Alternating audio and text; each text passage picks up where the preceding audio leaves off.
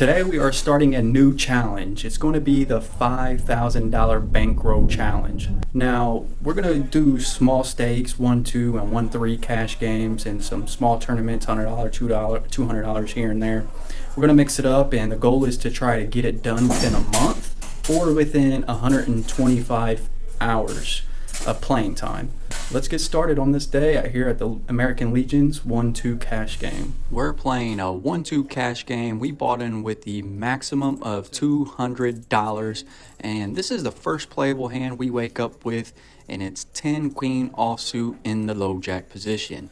I raise it up to $10, and the hijack, button, and small blind all make the call. We're going 4 ways to a flop that brings us middle pair. Small blind is going to lead with $12, and I make the call thinking I just might be good here with a second pair, and if someone does happen to have a better 10 than me or a pair of kings, I do have some backdoor flush draws and a backdoor straight draw. So with that being said, I make the call. Then Cutoff surprisingly shoves all in, but he only has $30. So small blind's gonna call, and I definitely have pot odds at this point, and it's not much more to call, so I definitely am going to make the call here. I know Cutoff is a newer player, and he has been shoving his short stacks pretty light, and with that being said, I'm not too worried about that because, like I said, he shoves light and he just buys back in with a short stack and just keeps doing it repeatedly. So I know he could pretty much have anything right here, shoving all in with this $30. And then we go to a turn that brings me the Bink Queen of Spades, and we get 2 pair. This time, small blind checks. Now, I'm thinking there's a lot of draws here. There's definitely already a straight out there, but I would hate to see another card to come out making it a 1 card straight. And also, there's some more flush draws with the spades out there, and there's a heart flush draw.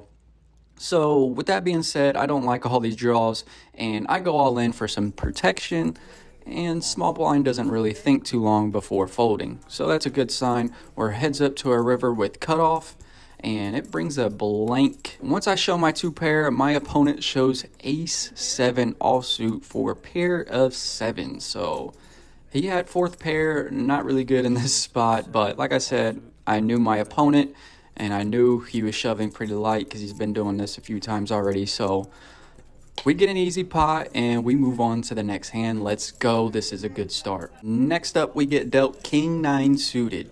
Under the gun is going to limp it, and it's folded to me on the button. I decide to pump it up to $15.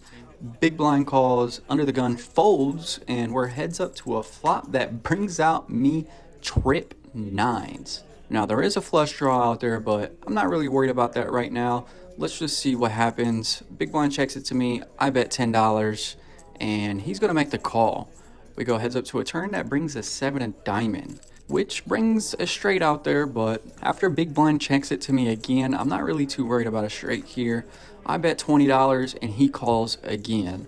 So he's not re-raising me or anything, so I don't think he has a better 9 than me, and I don't think he has a straight here. Otherwise, he would have raised on the turn for some protection on the flush draw. So the river comes out at 3 of heart, and that's not going to change anything. It's pretty much a blank right here, and after my opponent checks it to me again, I decide to bet $50, and he snap calls. I show my trip 9s, and he mucks his hand, and we take down another good sized pot. We're starting off great here at the American Legions, and we are just getting started. This time I am dealt 7-6 suited, and under the gun is going to blind raise it to $11. Now there is no straddles in this particular 1-2 cash game. They don't allow them, so he decided to do a blind raise, which I'm completely fine with. Hijack is going to limp it with the $11 call, and it's folded to me on the button, and I got a pretty good hand, and I don't like the limp there and the blind raise, so I'm just going to try to squeeze this pot, and I raise it to $40. Under the gun folds, and hijack calls with only $18 total. So I'm not really too worried about it. I mean, it's only $18 total, so I actually get some money back. And we go heads up to a run out, and you guys can see exactly how this plays out on the original video.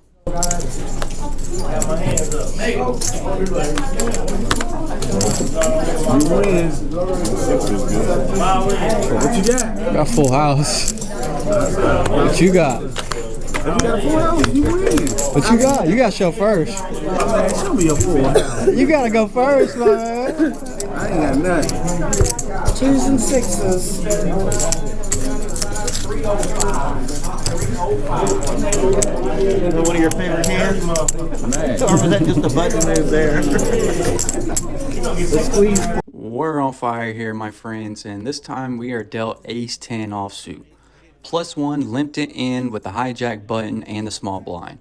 And I'm in the big blind. I'm tired of all these limps going around, so I pump it up to $25 to punish all these limpers and isolate any of the weak hands. Only hijack makes the call, and we're heads up to a flop that brings out 2 kings and a 5.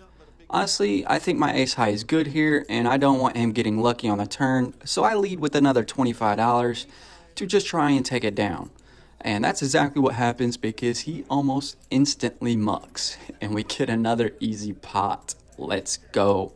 This time around, we are 7-handed at the table right now, and every single player limps it to me in the small blind.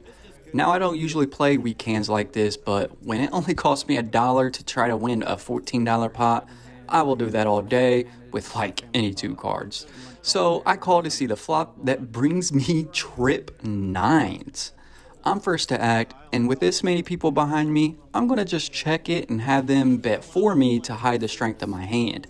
And it is surprisingly checked around. What? 7 people checking it all around? Not a single bet from one of them? That's crazy. Oh well, let's go to a turn that brings a king of heart, and that's not going to change much for me. I still think I might be good here, and when the turn comes out, I decide I'm not going to slow play anymore. It's time to get some money in the pot, and I lead with a pot size bet of $15. Big blind's going to call me, and then under the gun raises it to $40.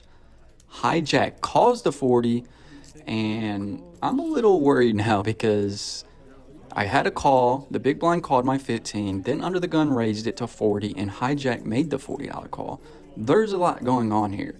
Now, I could definitely put somebody on a pair of kings here.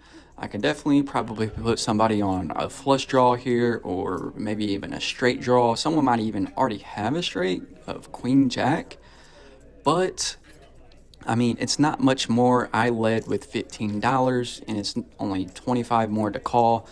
So with that being said, I'm getting pretty good pot odds here with all this money in the pot. So I make the call, and big blind folds it. The river brings out a 10 of club. I decide to check it to see what happens, and under the gun shoves it all in. Hijack folds, and now it's my time to act. And I'll let you guys hear my thoughts on the original video to see exactly what I'm thinking and my thought process on how this all played out, and you guys can see if I made a good call or what happened. Well,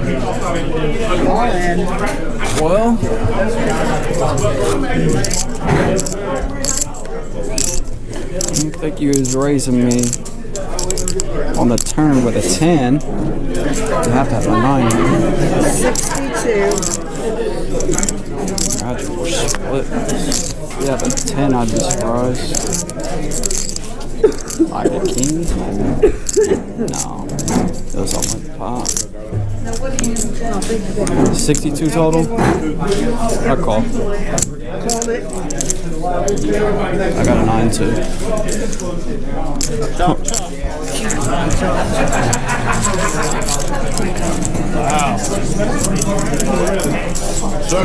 You had a king? No, I had 70. I'm gonna have one over here too. I was just like maybe a jack or 6. I thought someone might have had a queen jack there. I was a little I worried. called the 15 and I'm like going, I need a freaking king on the river to have a shot to beat those people. That ain't gonna happen. I fold. This time around, we get dealt queen jack offsuit in the small blind. It's folded around to the button, who decides to limp in, and I'm just thinking he could have a very wide range here, limping in, and I know he's willing to call pretty light on a raise here because he has done it plenty of times in the past where I've raised it up and he calls light. And I don't want to raise light here out of position.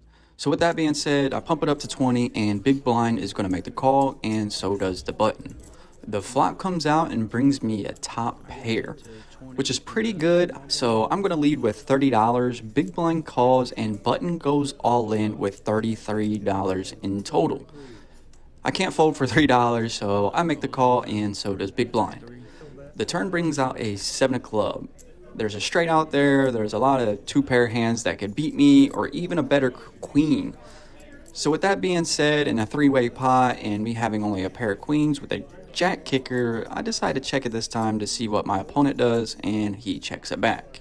The river comes as 7 of hearts. The check back from the big blind was a good sign, and I don't think this river is going to change anything, but what hands could I really get value out of that I actually beat? I don't think there's many hands, so with that being said, I decide to check it again, and my opponent checks it back. Big blind opponent shows king jack offsuit for complete air, and the button shows a pair of 9s with a 6 kicker. So again, my read was right with him calling pretty light and having a wide range in this position. Coming up next, we get dealt ace jack offsuit in the cutoff. Low jack is going to raise it up to $10 after +1 and +2 limps to him. I'm in the cutoff, so I make the call. Under the gun calls and +1 calls, and so does +2. Pretty interesting that we're going 5 ways to a flop here, so I definitely got to be careful with something like ace jack of offsuit. So with that being said, the flop comes out and everyone surprisingly checks it down to me. Now, someone can definitely just be trying to trap here with a pair of kings or a pair of queens or even 2 pair. So with that being said, I'm not going to try to get jumpy here and do anything crazy. All I got is ace high and a gut shot straight draw. And I don't want to see another spade coming out, so even if I did hit my 10 or ace, I don't want to see a spade. So with that being said, I decide to play this passively 5 ways, and I check it down as well. And then the turn comes out of bank 10 of diamonds. What? We got a miracle card on the turn. Under the gun +1 now decides to lead with $22. It's folded around to me, and I 3-bet it to $60. I'm trying to get as much money into the pot here. I don't want to slow play this. I know my opponent is willing to call light here as well, because I could tell this is a newer player, and I definitely want to get as much money in the pot right now as possible without scaring him away, of course. Then it's folded around to him, and he makes the call. We're heads up to a river that brings a 5 of clubs, and that's going to change absolutely nothing. So it comes a blank, and after he checks it to me, I decide to go big here. Again, I have the nuts. I want to try to get as much value as possible, again, without scaring him away. So I lead with $130, and I'm just praying for a call. And that's exactly what he does. He makes the call and shows us 3rd pair with a pair of 10s. What? I guess he was just a non-believer, and I think we got the max value out of him. We are on fire, guys. He shows ace-10 offsuit, and I couldn't ask for any more value than that from him. So with that being said, we are doing great here, guys. We're on fire. Let's keep the momentum going and go to the next hand. Let's go. Our next playable hand, we get dealt ace-10 of hearts. +2 is going to limp it in with the cutoff, and I decided to raise it to $15 in the small blind. You guys know me. I don't like to limp it in unless if it makes sense, and with a good hand like this, we're going to pump it up. +2 is going to make the call with me, then cutoff shoves for $36 all day.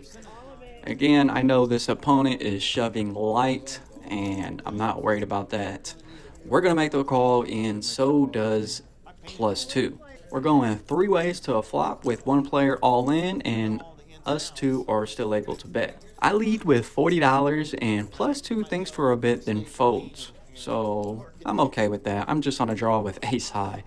We're heads up to a run out with the other opponent being all in, and the turn brings out an ace. We pair up. That's great. The king is going to come out on the river, and my opponent announces he only has 6 high. We show our pair and we take it down. The +2 opponent that we got to fold on the flop told me he had ace jack. So we made a great bet to get him out of there on the flop, and I'm glad he didn't stick around because he would have won this pot. So with that being said, I am happy with exactly how this played out. We've been playing amazing, and it's time to go to the next hand. This time I'm dealt Jack 10 suited, and I raise it to $15 in the +1 position.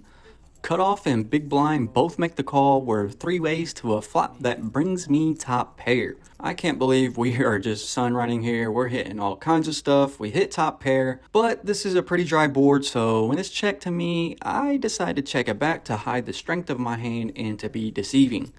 Cutoff follows with a check, and the turn brings out a blank. Small blind now leads with $15. I make the smooth call because this board is still fairly dry, and I don't want to scare anyone away. Cutoff folds, and the river brings out an ace of diamond. Now, this card is a little worrisome for me. It is an overcard, and he can definitely have some kind of ace here. And my opponent now leads with $25. I don't see any point in raising here because I would only get called by better hands. And I also have a fairly good hand, so I'm not folding either. I make the call, then my opponent shows us King 7 offsuit for complete air. We win another pot, and we just are on absolute fire. This time I'm in under the gun position, and I raise it to $11. Cutoff's going to make the call with the small blind, and we're 3 ways to a flop that brings us top pair. Small blind checks it to me, and I bet $30 with this top pair. There is a flush draw out there, and I don't want anyone chasing something for cheap. So with that being said, I make it 30. Small blind makes the call, and cutoff folds. Then the turn brings out a 2 of spade, giving me the nut flush draw. And I like to see that. And again, I am a little worried about this club draw here, because what is my opponent really calling me with here? He could have a better ace than me. He could definitely have a flush draw, and I'm not really worried about a 2 right here, but he could also have a straight here. Very unlikely. I mean, he would have to have 4 or 5, and I did raise it to $11 pre-flop, so it's hard to put him on something like 4 or 5 when I raised it in early position. So with that being said, I asked my opponent how much he has, and he says just under $90. So I shove it all in, thinking if he has a better ace than me or a flush draw, I want to put max pressure on him, considering I have more equity here with the spade draw. And he snap calls. That's not really a good sign. Then my opponent shows us 4, 5 of hearts for a flop straight. Ouch. And then it's a blank. That's very unfortunate for us. I definitely was not putting my opponent on 4 or 5. And it just is what it is. We can't sun run forever, right? It does have to come to an end at some point. So it's unfortunate that it had to be this hand where I decided to get very aggressive, but it happens, you know? So we lost a pretty decent sized pot here, and we can't do much here but take this L and keep our head up and stay positive. This is unfortunately the last big hand of the night for me, and it sucks that we had to end it on an L for the last hand, and we lose a little bit of more money, but it was nothing crazy and nothing worth, you know, putting into this vlog. So this is the end of this session, and you guys can see what I cash out with. I'm going to play the original video here. 309, slide over. Thank you, sir. You have a good one. All right, that wraps up the first session of the 5K Bankroll Challenge. We bought in with $200 and cashed out with $304. We played from 6:30 to 11:30, so for 5 hours we profited $104, just over $20 per hour. So not too bad for a regular day. I took a big hit towards the end there when the guy flopped it straight on me. He took about $150 for me, so that really hurt my stacked towards the end, but overall we did pretty well. So not a bad start to this bankroll challenge. We are in the positive, and